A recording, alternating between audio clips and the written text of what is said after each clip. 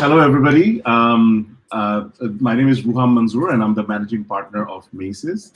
And I'm so excited to bring to you some of my favorite people in Japan. So I have with me, first of all, Mr. Takeo Kobayashi, who is basically the head of recruitment at Tokyo International University, and Mr. Ben Surbrook, who is an international officer who helps us recruit most of our students when he deals with Bangladesh to recruit students from Bangladesh. And we have with us, and I'm really, really excited to share with you, Aminul Ehsan Khan. He's one of our great students, and he's gonna share a little bit about his experiences of studying and living in Japan. Let's start with Mr. Kobayashi and Mr. Surbrook. So tell us, I just wanted to share with you about how we started working with each other. We started working with each other about 4 years ago or 5 years ago now. So we have started working about 5 years ago when your team contacted me about recruiting students from Bangladesh, and we've been having quite a few successes since then, right? Our first intake, we had, I think, 2 or 3 students, and then it went up to about 10 students, and then slowly now it's quite substantial, without giving away the numbers. So I really thank you for your support. So Ben, you live in Japan, right? What is it like to live in Japan? Yeah, so hello everyone, my name's Ben. I am originally from the US, from California there, and I moved to Japan about 4 years ago now. And I currently live in Tokyo, and I really like it. Of course, kind of everything's different now with the pandemic, but I think Tokyo in itself is one of my favorite cities in the world just because of a number of things, right? It's an extremely safe city, nothing to worry about, lots of great public transportation, which is really easily accessible and it's always on time. And there's really kind of a million things to do here, right? Whatever kind of hobby you have. And then I think during the pandemic, one thing that's been great is that Japan has been seen kind of a relatively, compared to many other countries, of course, low number of cases and a really overall safe environment, and while that's partially due to everyone like working so hard, just kind of circumstances, but people in Japan have been really good about kind of like coming together and following the rules to kind of keep everything under control. So it's been, I think while everyone's really frustrated during the pandemic, I think I've been really, really lucky to be somewhere like Japan during a time like this.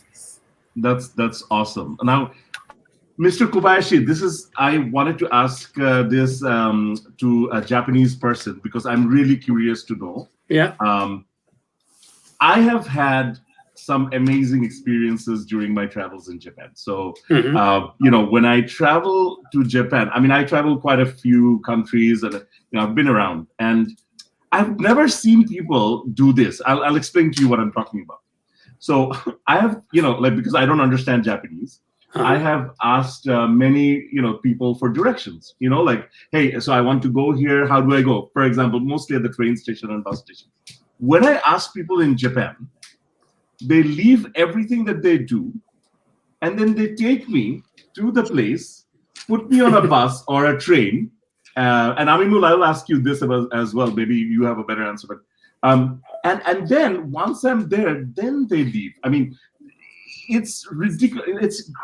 Of course, for a foreigner, especially somebody with brown skin like me, this is very surprising because we don't experience this level of warmth anywhere. So what is going on? Why do people in Japan do this?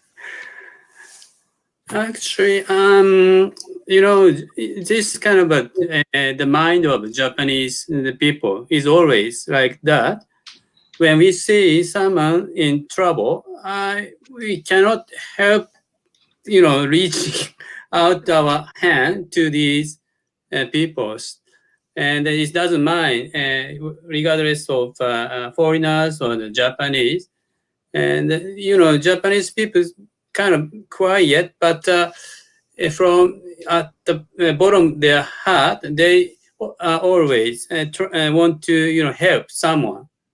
And then this is some mentality of the Japanese people.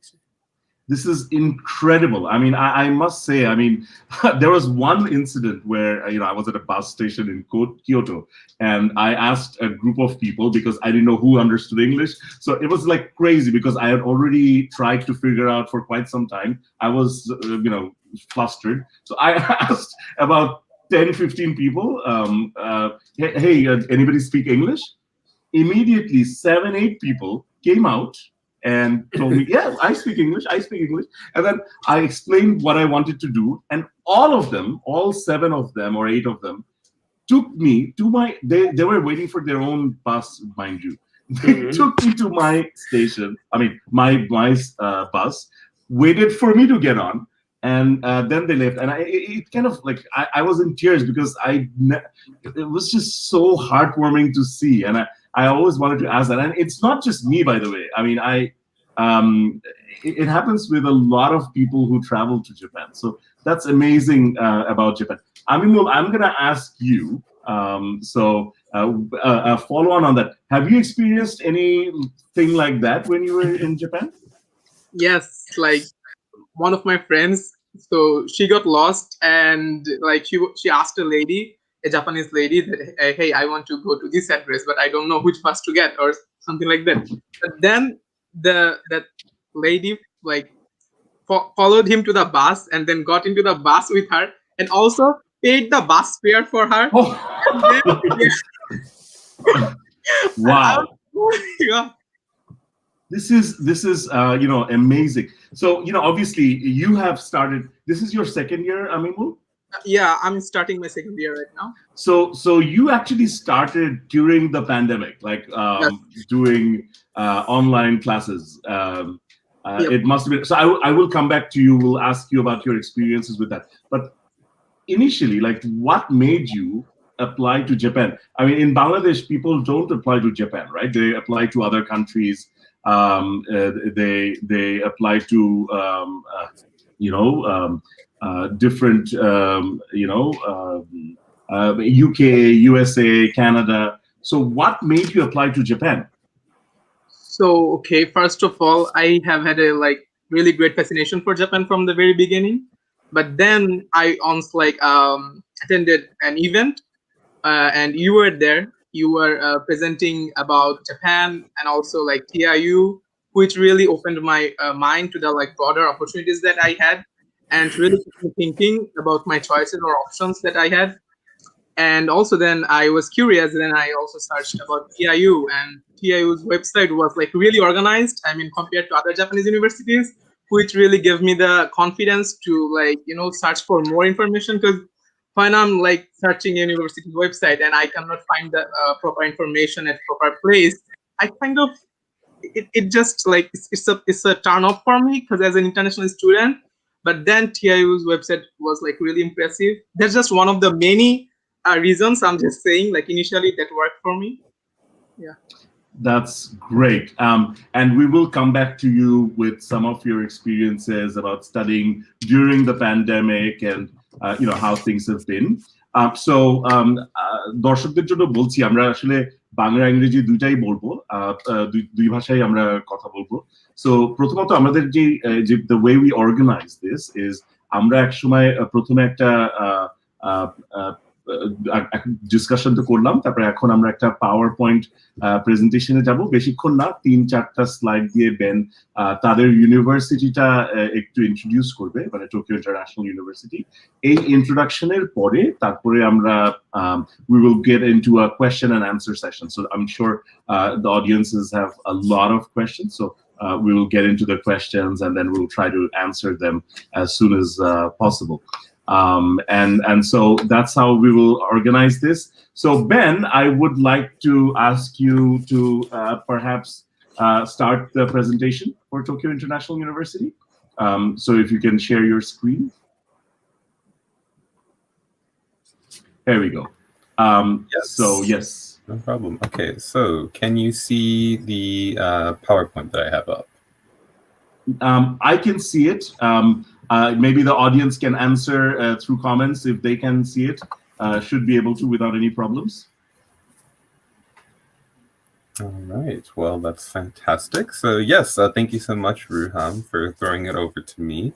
We're going to keep this pretty short today, everyone, because we want to kind of go back to this kind of back and forth between everyone. But yeah, we're just going to talk a little bit about TIU's English track program that we have today. So just a little background, we are a university that was founded in 1965, but our English track program began in 2015, so just 6 years ago. And we're located in the greater Tokyo metropolitan area, about 30 minutes by train from central Tokyo. But just a little bit about our kind of the makeup of the university. We have around 1,300 international students at the moment. And that's just in kind of the past 6 years. So we've grown quite quickly in that time. And we have students from over 68 different countries, including a number of students from Bangladesh. We have, I believe, over 50 students from Bangladesh at the moment. So we do already have Bangladeshi students. So you can be rest assured that you kind of have older students who you can talk with once you get to the university, who can help you maybe navigate some things that you might be worried about. We also have a really diverse faculty as well. Around 70% of our faculty come from outside of Japan, and they come from all around the world, from India to Indonesia to the US to Kenya. So you're going to get a really diverse viewpoint from everyone in the classroom and your professors as well. And one thing we just like to mention is that we are opening a brand new campus in 2023. So for those of you that are looking to apply, this campus will be part of your experience at the university. Kind of your third and fourth year, maybe your second, third, and fourth year will be at this brand new campus right in the heart of Tokyo. So that'll be really exciting. And we've already talked a little bit about why Tokyo is such a great city, but we just like to let you know that it's a really great city for students because of just how safe it is, how much great public transportation there is, and how relatively affordable it is compared to a lot of other really big cities around the world. But I'll let Amin will talk more about kind of what it's like to live in a city like that. Although I guess kind of different because he joined during kind of everything going on. But generally, when we have students here, Tokyo is a really fantastic city for students, including for when they job hunt after university. Just to go really quickly over kind of our programs at the university. So this is an English track program. So everything is taught in English, no Japanese required. Before you enter the university, you just have to take minimum 1 semester of Japanese after entering. And we have 3 majors. We have a Bachelor of Arts in Business Economics, which is your more kind of traditional business degree. You can focus on things like management or finance, things like that. We have a brand new major that we started last year called Digital Business and Innovation, which is a Bachelor of Science. And this kind of looks at the intersection of the business world and technology and IT. So you can study things like machine learning, cryptocurrency, big data analytics, digital marketing, things like that, kind of really skills for a really modern workplace that will really serve you well. And then our final major is international relations, which is, of course, looking at kind of how nations interact and studying things like the causes of international trade or conflict, things like that. We also just like to let you know that we do have an office here to support your daily life called the International Exchange Office. So if you need help opening a bank account, or even if you need kind of medical interpretation, if you need someone to go to the doctor with you, we can provide that for you as well. And we also like to talk about our completely halal and vegetarian friendly dining hall that we have on campus for many of our students. So if you're looking for like culturally appropriate dining options, you have those both on campus, and we have a number of restaurants and supermarkets in the area that cater to those needs as well. We, of course, have a ton of clubs available for students, including a really kind of Japan-renowned Model UN team, if that's something you're interested in. And we also just like to talk about our Career Center, because we do, of course, have a Career Center for you. But they have a 95% job placement rate for our international students. And those are students who were looking for a job, who got a job offer prior to graduation. So if you come to TIU, you have a really great opportunity to work, to find a great job. And that's, again, before you graduate, so you kind of have that assurance when you're here. And also Japan, a really great job market in the moment. They've weathered the pandemic surprisingly well, and the unemployment rate is still relatively low. And because of kind of the shrinking workforce in Japan, because of the falling birth rate, they have a need for more and more international people to be working here. So it's a really great country to kind of be working in right now. And then finally, we just kind of want to talk a little bit about scholarships. So as you can see, our average tuition costs around US $12,850 per year, but we have 4 levels of tuition reduction scholarships for students at 30, 50, 80, and 100%. They are merit-based scholarships, of course, so we're going to be looking at your high school transcripts, your English proficiency score, of which we accept a large number, and your statement of purpose and essay that you submit. So those are going to be kind of the main things, so you want to look at those. But this is something that all students are eligible to apply for, and you apply at the same time as admission, and you find out along with your admission results. So it's a really simple process to do that, and many students are receiving this form of scholarship, so we definitely encourage you to apply for this. We also do have a Model United Nations scholarship if you're looking to be an international relations major and have Model UN experience. And it can waive your enrollment fee if that's something you're interested in, as well as a government scholarship for living expenses during your first year that we have an well over 95% acceptance rate for students that apply. And we also just like to mention that students can work part-time in Japan.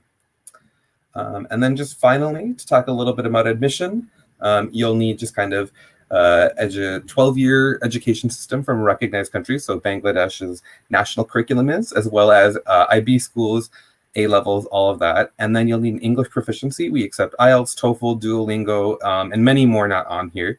Here are minimum scores, but we do recommend, of course, getting as high as you can to help with that scholarship. And then finally, we just like to let students know that we're currently nearing the end of our 3rd application period for September intake. And then we'll have one more for September intake in April. And then if you're looking to join us in April of next year, we'll have those dates soon, but there will probably be application periods in July, in September, and November.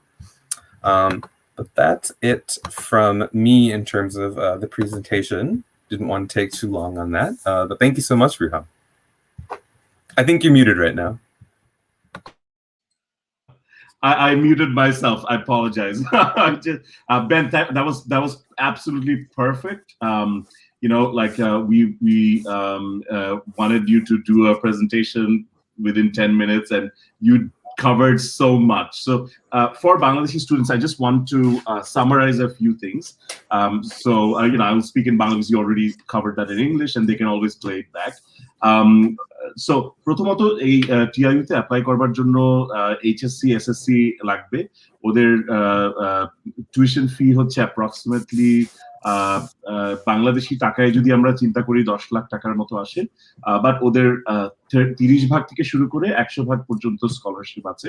এই স্কলারশিপের জন্য apply করবার জন্য বা এই success determine করবে কয়েকটা factor. একটা হলো একাডেমিক রেজাল্টস, সেটা সবচেয়ে বেশি ইম্পর্টেন্ট। অফকোর্স ভালো রেজাল্ট থাকতে হবে, ইংরেজিতে ভালো স্কোর থাকতে হবে, মানে আইএলটিএস বা পিটিই যেটাই হোক। ইয়েতে কি বলে এটাকে, ওদের এসে আছে, কয়েকটা এসে লিখতে হয় এসে অ্যাপ্লিকেশনের পার্টির সাথে, সেটাতে ভালো থাকতে হবে, এবং extra curricular activities.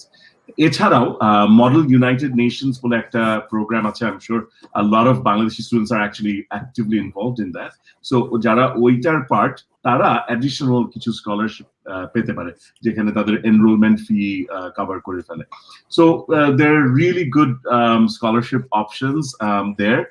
In terms of major, what you can study in TIU, there is, of course, the business economics, then there is international relations, and the really exciting one, যেটা বাংলাদেশি স্টুডেন্টস এর জন্য খুবই popular হয়ে যাচ্ছে, সেটা হচ্ছে digital business and innovation. So things like data analytics, artificial intelligence, that's covered as part of that degree. So, you know, just in a nutshell, আমি summarise করে দিলাম বেন যে কথাটা বললো।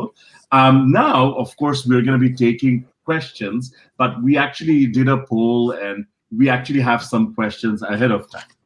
Now, you know, most of the questions are usually, we've seen in these experiences, are for the student. So I'll ask Aminul. Aminul, what were you expecting when you went to Japan? and what did you actually face in terms of reality? And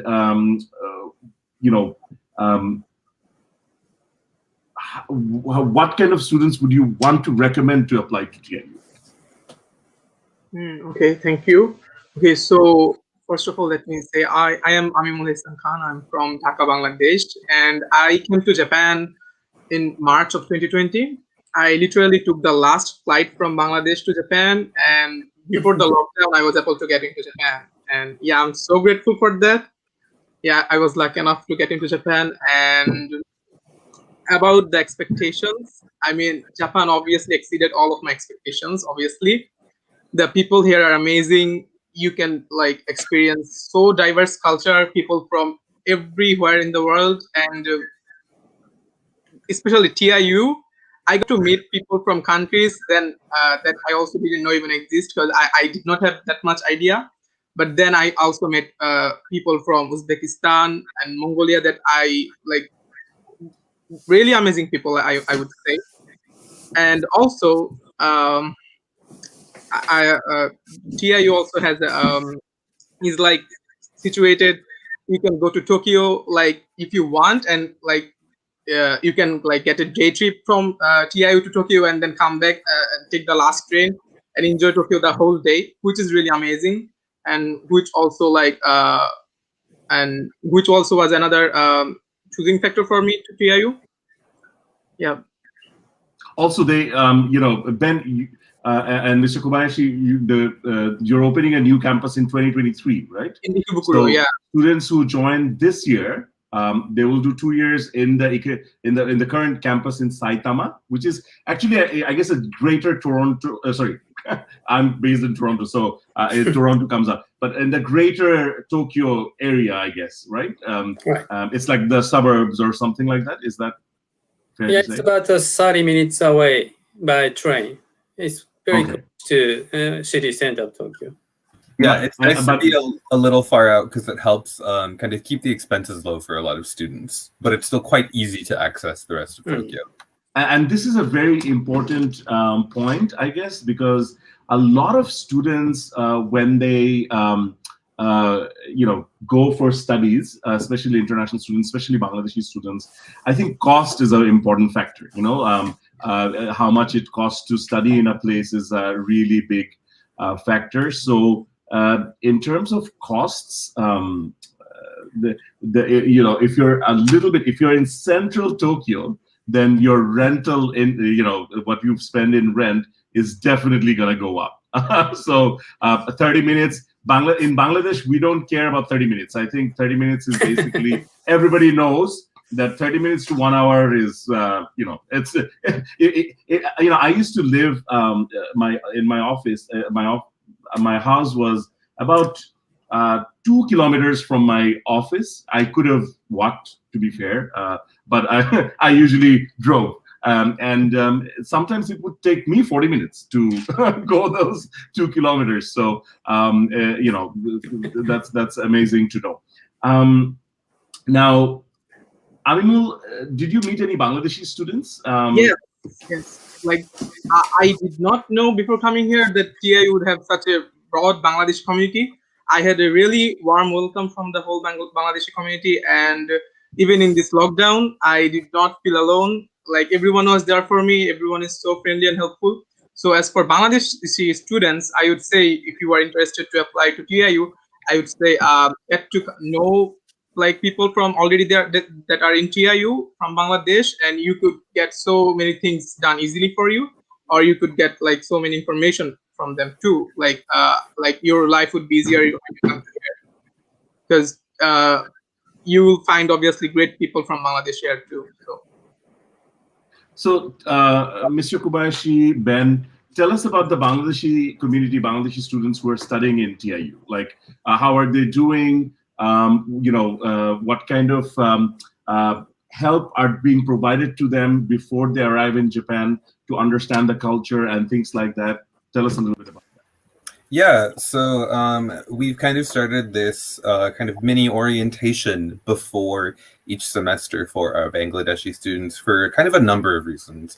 Number one, for you to get to know like your fellow cohort and just kind of get to know a couple friendly faces maybe before you were come to campus normally, but even if you can't during that time. And then also just to kind of help introduce kind of some of the things that you might experience there. We generally like to have current students come to that as well, so they can talk about maybe some forms of maybe culture shock they went to, or just certain things that they might not know. We also, our Japanese language department provides lots of resources for students to maybe study just a little bit of Japanese before they come to maybe start to begin to acclimate yourself to the language to help you out in your time here. And then again, we of course have the International Exchange Office to help support our students during their time at TIU, and they can help with all sorts of problems you might have. Yeah, I mean, it's interesting because me and my wife, who's also my partner in Maces, we actually, when we visited TIU, she had an accident. She actually tripped and had an ankle sprain. And we experienced firsthand TIU's medical center. So you have a medical center on campus who can take care of initial, like there's a nurse. So they actually wrapped her up, and they took really, really good care. I was quite impressed. I mean, and also gave her some additional things which she can do once she goes back to the hotel. So students who have the initial problems, they will be taken care of immediately in TIU campus itself. And then, of course, they can be referred to the hospital if necessary. So that's great. I mean, because, we have been doing, obviously we've been working with you closely for those mini orientation. We've been doing pre-departure briefings as well. Students can have that support where they get to know their fellow students who are going in that cohort, as well as hear from some of their seniors who can then help them understand, like, what to do and things like that. Aminul, Yes, are you passing your courses? yes. So, how are you, like, in terms of academics? Is it hard? Is it easy? What can students do to be successful? Okay, so first of all, TIU has really amazing professors, really supportive, and if you want to be successful, like in the academic race, I suggest like just submitting the assignments in time. That's basically it. And if you are like confused about something, just email your professor and be nice in the email. Introduce yourself first in the email. Who are you? Write your student ID number and your name, so that professor knows who are you, or you are from that class. And basically that's it, because you will not, do bad result at all, because all the professors are like dedicated to, like boost your CGPA up. It's like so good here. Yeah. That is a very good answer. Basically, it's very simple. If you do your assignments on time, if you do your classes, you wouldn't be disappointed. Your results will be fine. Now, in terms of, did you know any Japanese when you arrived in Tokyo? No, I was like completely blind about Japanese. I did not know any words. So after I enrolled in TIU, I had to take the first elementary 1A Japanese, and then I started learning Japanese. But before I started my whole course, before actually the classes started, TIU sent additional information how I could like get started, basically like get an early boost or something like that. They sent resources to see through, so that helped a lot. Yeah. So here's a question for you. Let me try to determine how good your Japanese is. I'm not that great. I did not continue Japanese last semester, but I'm planning to take this semester. Now it comes out. So introduce yourself in Japanese. I think that's pretty easy. Okay. So, 私は金森アミムルヘさんです。18歳です。バングラデシュから来ました。私の趣味は料理です。Yeah, that's basically it. Oh, very good. 素晴らしい。素敵。I know that's not that's not good at all. But always, whenever I say No, a it's little great. more Japanese, It's, all yeah, it's Japanese people perfect. It's good enough for you to get around. It's better than me. And you've done only. I mean, to be fair, you've done only one semester of Japanese, so that's awesome. Now, we've got some questions coming in. So this is for Mr. Surbrook and Mr. Kobayashi.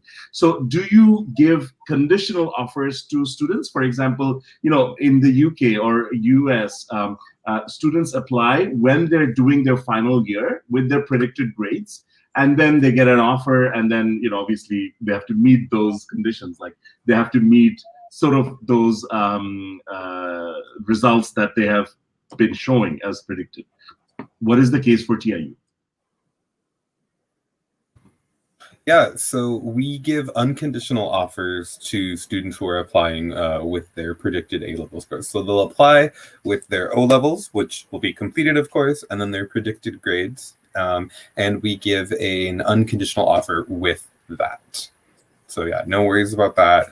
You'll be able to apply and get the results you need, and no need to wait on the full results. So, I wanted to ask you, I mean, this is another question that came up. What is the minimum requirement for students from Bangladesh? For A-levels? For A-levels as well as HSC? So for A-levels, we do require they have 3 subjects. So they will need to have those. And then in terms of like grades that they receive on that for HSC or A-levels, because it is kind of a holistic application, right? We're looking at your transcript, your English proficiency score, which students from A-levels can use, and then your essay as well. We don't have like a minimum that students need to hit for that. But of course, right, they want to get as high as they can. We will, that is really important, and will play a factor in that. Okay, that's a good answer. So for A-level students, you need 3 subjects to be considered. Minimum 2. Minimum 2. Oh, okay. Yes, Great. Yes. Yeah. So minimum 2 subjects. So that's great because a lot of Canadian universities and UK universities also accept with 2 subjects. So that's good. And for HSC, you need a GPA of, I would say, above 4, right? I mean, yeah, I think it's good to be above that, but of course, the higher the better as well. And then one thing, it's not required, but we do recommend that if you're applying for DBI, it's good to have some form of math in your secondary education. It's very, very important. So whether that's on your O-levels or some courses that you've taken, if you don't have any math, it might be a little more difficult to be accepted. So that's just kind of a recommendation for the digital business and innovation major. Okay, wonderful.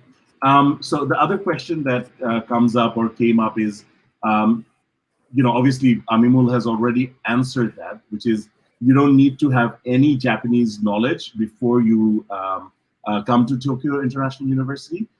They will teach you from A, B, C, D. So, and there are resources available, and you'll be good by the time you're done. So there is nothing to fear that, I don't know any Japanese, should I apply to Japan? So that's the thing.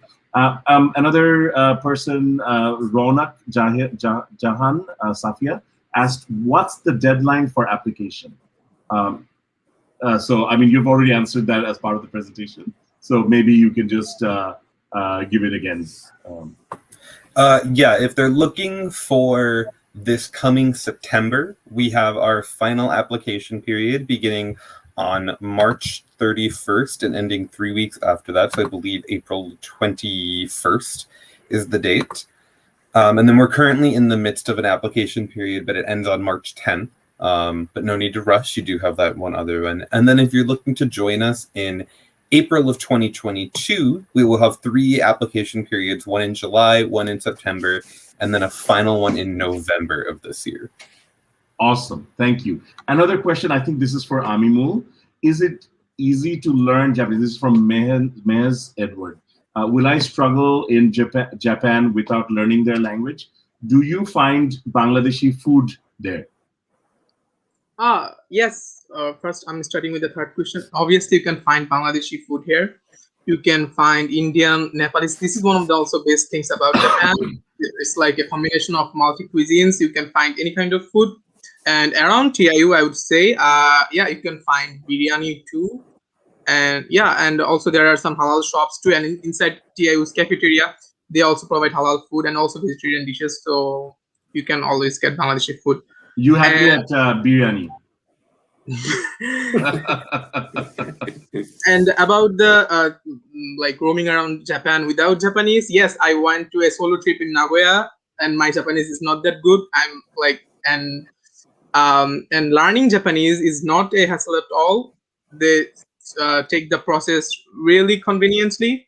They think about the students, and they all the professors are really nice. They really find out the problem that you are facing with the lessons, and sometimes they the professors arrange extra classes for students like who are struggling, so you get like personal times with them. And also TIU also provides there's like Japanese practice sessions on there's also on Poti, so you can practice conversing in Japanese with friends or even professors.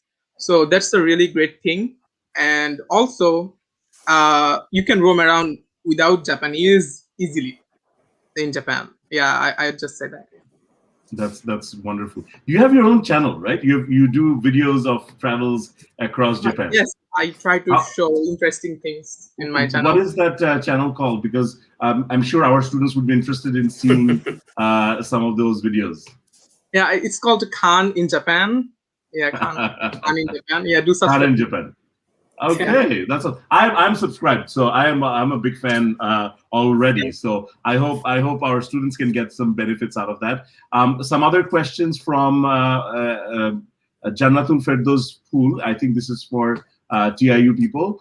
Well, we're not immigration consultants, I know, but they have asked, can I get PR after completing my graduation there?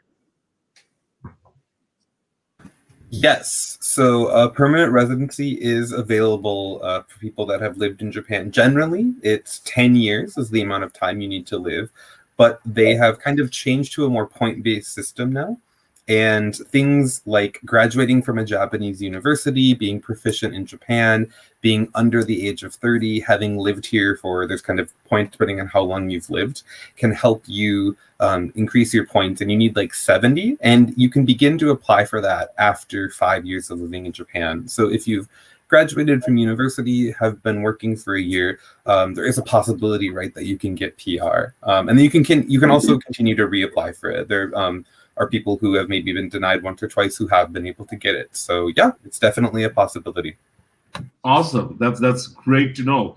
Obviously, this is something that is different because a lot of people who come, talk to us, they are very concerned that because, from Bangladesh, when students go, one of the factors is they want to have that possibility of staying back in the country. So this is great to know about the PR and citizenship opportunities. And I suppose citizenship is also open through that route, right?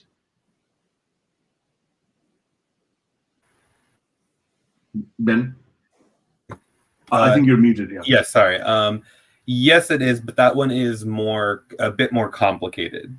Okay. So yeah, but PR is a bit easier, but yeah, citizenship is also something that people can apply for. It just takes more time, kind of more processes for that. Okay, great. Now I will move on to some other questions. Is it a problem if my O-level exam result is from different school than my international advanced level exam result? Meaning, would it be a problem if I gave my O-levels from one school and A-levels from another? Maybe Mr. Kobayashi can clarify on this, but I don't. You say that. So in Bangladesh, a lot of students do the O-levels, A-levels. Maybe I can answer this. O-level and A-level curriculum.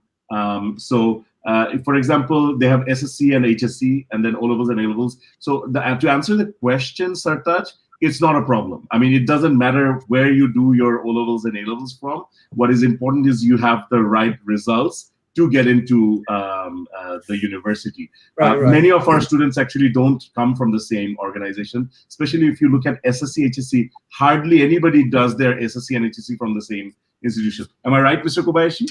Yes, it doesn't matter. All are very, very different schools, no problem. So another student asked, can you please say something about the new MUN scholarship? What are the requirements and all? Yeah, so the new Model United Nations Scholarship is for students looking to apply for the international relations major only. So that's the first kind of requirement.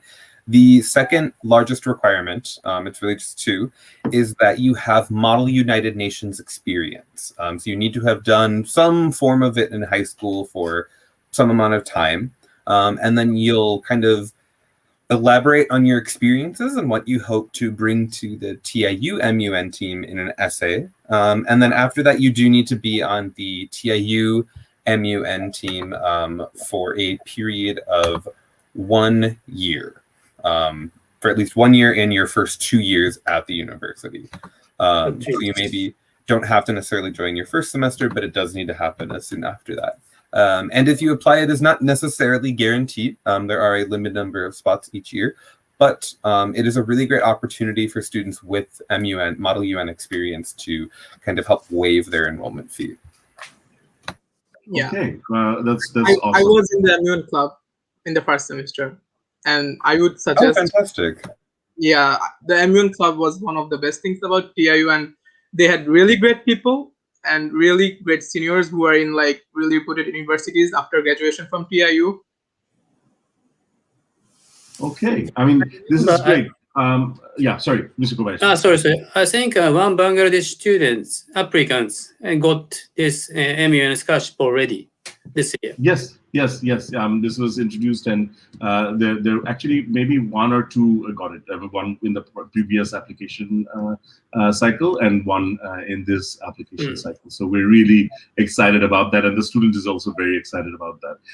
Mez Edward, another question he wrote is, how expensive is living in Tokyo?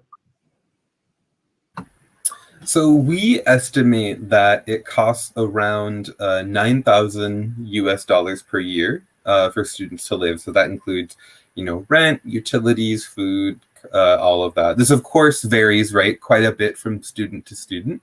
But in the area around our campus, rent ranges from around $230 to maybe $420 per month. Of course, depending on kind of the apartment and things like that. So it's relatively, I think, inexpensive compared to many other large cities like London or Sydney or San Francisco, New York City, things kind of those really wild rent prices you don't see. Even in kind of the city center, you're not going to see many apartments for single students going above $800, and you can find ones much cheaper than that, and that's right in the city center. So I think it's relatively affordable. Yeah, I mean, and I want to shed some light on that because, I have had students live in London. I've lived in the US when I was doing my studies there, and now I live in Toronto. So, big cities are expensive. There is no doubt about it. But, I was actually quite pleasantly surprised that, I heard horrible things like, Tokyo is very expensive and this and that. But actually, when you compare to, cities like New York, London, it's quite reasonable. I mean, it's not nearly as expensive, actually. And that has been my experience. I mean, maybe you can add something to that. How expensive do you think it was? Do you do any part-time jobs and things like that? Yeah. Yeah. So this place which TIU is situated right now is really convenient for international students to stay. And also TIU provides a dorm service for 1 year. And then also TIU provides additional help to move into new places after the dorms. So that's also really helpful. And one thing I really liked about TIU is the PA, the peer assistant whole system thing. So suppose you need some paperwork done, but you don't know any Japanese. So what do? Then you contact TIU, and then obviously you were assigned it PA from the very beginning, and then you just contact your PA and then fix the date, and then you go together and finish the paperwork. In that way, you can get any paperwork done in Japan, and that's so much convenient and easy. And I got the help like so many times already. So that also works for when you are searching for a house. And obviously you can find, if you want to live alone, you can do that too. That's also affordable around TIU if you are planning to live just beside the university. I'm like 8 minutes walking distance by from TIU.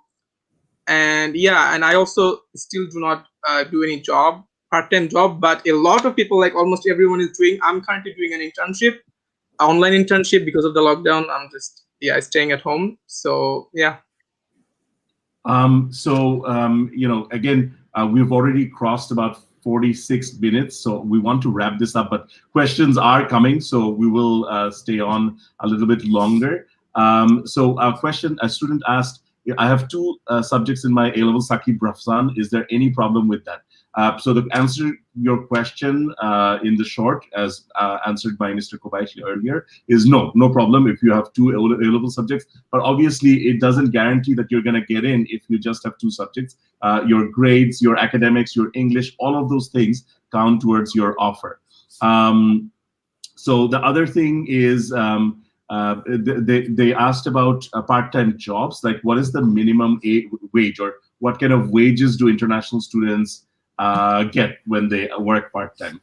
Is there any, like, I mean, it, of course, varies from job to job, but minimum wage sits somewhere between $9 and $10. But average wage that you see at a lot of, like restaurants, convenience stores, like apparel shops, things like that, are sitting around usually between $10 and $12 per hour. It varies a lot, by shift time and things like that. But yeah, so I would say 10 to 11 is about the average wage per hour that students are being paid.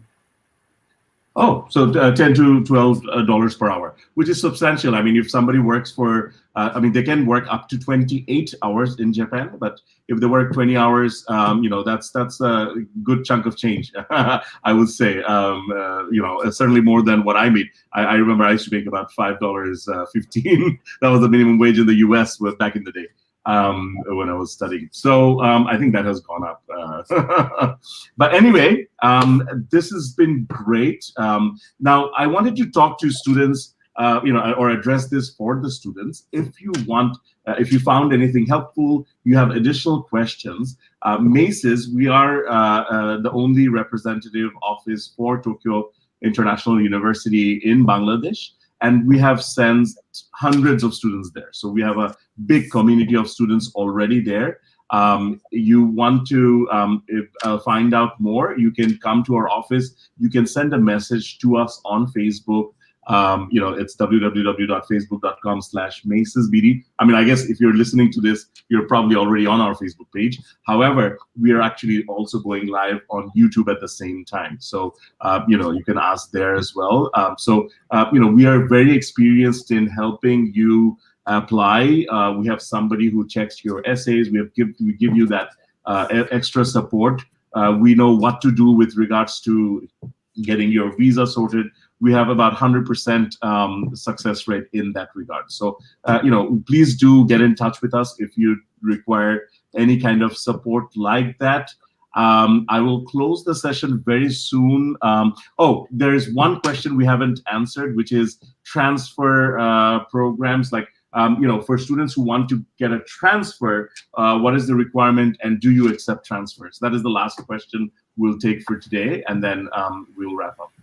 Yeah, we do accept transfers. For transfer students, there's a little bit of an extra step. You need to fill out a eligibility verification form. So it's just information about the current university you're attending. So that's kind of one of the bigger things. And then the next biggest difference is that the English proficiency requirement is higher. So the minimum score we accept for transfer students is a 6.0 on the IELTS. But of course, you want to aim as high as you can on any English proficiency test to get as good of a scholarship as you can. But transfer students are eligible for scholarships and for kind of everything else that we have available. So yeah, definitely something that students can do. Definitely something. So we will wrap up now. I want to ask each one of you, do you have any closing remarks? Ben? Yeah, I'll start us off. I just want to say thank you all so much for listening, and I hope that you'll all give Japan a chance. I know that it's not necessarily kind of the first thing that comes to mind, but it's really shown itself to be growing as kind of a competitor in the global education market. And as somebody who studied abroad in Japan and now lives here, I can tell you it's really, really great. I think you'll gain a lot of skills, and I think it's really good to consider when you're hunting for jobs, just the job market here. So yeah, I hope you'll give it a chance. Thank you. That's great. Mr. Kobayashi? We really welcome students from Bangladesh, and as Ruhan mentioned, we have already many Bangladeshi students. So I don't think you will be feel alone. So staff like us always supporting students from Bangladesh. So please feel relaxed, and we are looking forward to seeing you in the campus. Wonderful. Aminul? Okay, so I would like to say, obviously, think about Japan. It is so beautiful. There's like cherry blossom, and also the nature is amazing. You can also find snow. I also experienced snow first time here coming to Japan. And also, if you are worried about job, Japan has a great job opportunities, and like you can get a lot of opportunities here. So obviously, yeah, think about Japan. So thank you so much, Aminul, Ben, Mr. Kobayashi. You have, I know it's pretty late there, and you have taken your valuable time to help our students and give them all the information. I want to give a big shout out to, well, I don't know the full name, but probably Min H. View, who has been, I guess he's a current student at TIU, and he has been giving a lot of answers to our students' questions. So, made my job certainly a lot easier, but if students keep commenting here, we will keep answering them. Our team is there to answer those questions. Again, I've been working with Japanese universities for about 11 or 10 years now, and I've nothing but really good experiences for our students. What makes me really encouraged to send students to Japan is our previous students and their experiences, like you have heard from Aminul. Because I said, at Maces, we work with 200 universities, okay, across UK, USA, Canada, Japan, Malaysia, Australia. I cannot even name them in one, certainly not in one breath. But, we have a lot of university partners, but we have about 5 university partners in Japan. And I must say, because of that culture of hospitality, that hard work, that ethic of, making this world a better place, really so ingrained in that culture, our students actually do have a fantastic time. So, I hope people who have tuned in have benefited. They got some information. It did drag a little bit on. I mean, I wanted to close it within 30-40 minutes, but we went on to 54 minutes thanks to all the questions. Please keep them coming, and please get in touch with us. The next deadline is April 21st, or March 24th is the next deadline. So we have one deadline coming. And then one more in April 21st. Sorry, so it's March 10th is the next deadline, and then the final one for fall is April 21st. I apologize. Sorry. So March 10th, which is 10 days from now, is the one deadline, and the last deadline is April 21st. So because there is so many documentation that is required, and we have to vet them for the university as well. So please do get in touch ahead of time, so that you don't have to look at last-minute applications or the last-minute stress that comes with it. Once again, thank you to Ben, Mr. Kobayashi, Aminul. Thank you. For your time, and special thanks to everyone who listened in, and I hope and will continue to listen in. So I hope you will be benefited from this. Thank you very much. Thank you so much.